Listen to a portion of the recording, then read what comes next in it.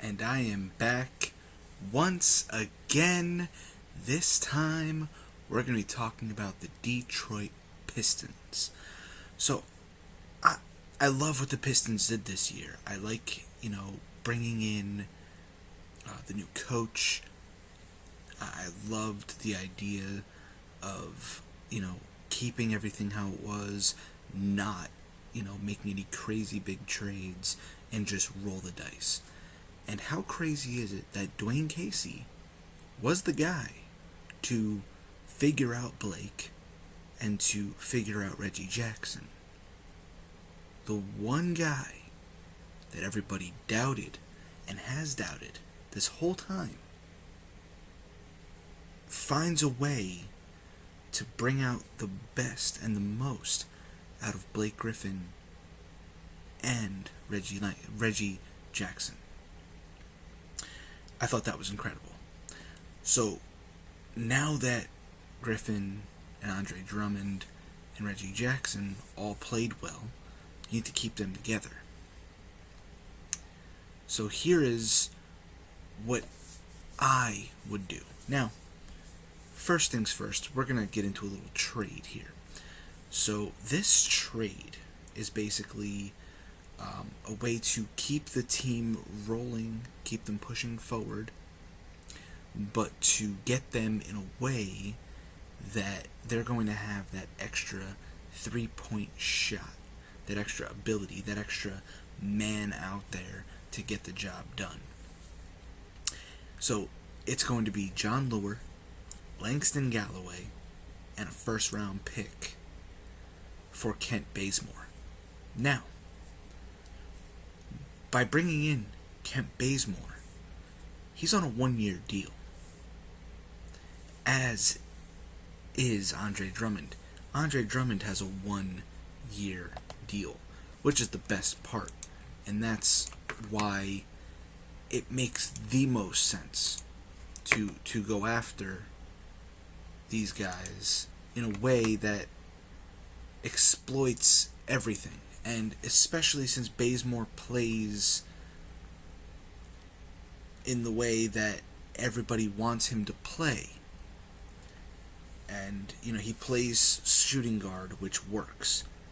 He plays that position so well. And that's what Detroit has needed. Detroit has needed that alongside Reggie Jackson. And like I said, it's a 1-year deal. So if if nothing happens and they don't make it past the first round again, Reggie Jackson's already a free agent next year. Bazemore's a free agent next year. Drummond can easily say, I'm not going to re-sign my player option. He's going to be a free agent next year. They'll already have four. If Drummond takes his player option, they will have $40 million cleared. But if he says, no, I'm out, they're going to clear well over 60. Well over 60, 65 million. And then Blake, they could sit there and say to Blake, well, we're going to get rid of you, we're going to start from the ground up. Or, if they do hit well, maybe they can talk Bazemore and Jackson into, hey, take a little bit less, come on back, let's get this rolling one more time, let's get it going. And I think that's the perfect example, is go for broke, 1 year, see what happens, and just go with the flow. Now, yeah, their GM, their current GM, is probably going to mess things up, but this is how your future GM would do it. Now we go into the number 15 pick.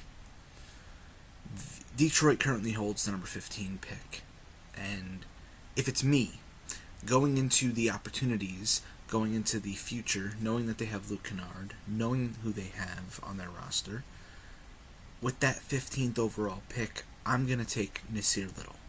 I think Nasir Little, for the future, makes sense.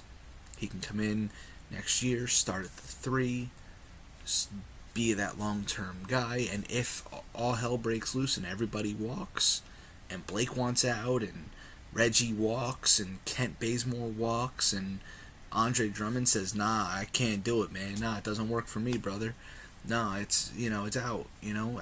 Then that's where Nasir Little fits in. It's then his team. That is what I would do, and I think Dwayne Casey is the one guy that would get all these guys to stay. I think Dwayne Casey is the guy that would get all of them to stay. But let's just see what happens. That is my time. If you haven't subscribed yet, please hit that subscribe button. Hit that bell icon, and so you can see when I post next. And I hope you guys liked it. If you did, give it a big like down at the bottom. And I will see you guys in the next video.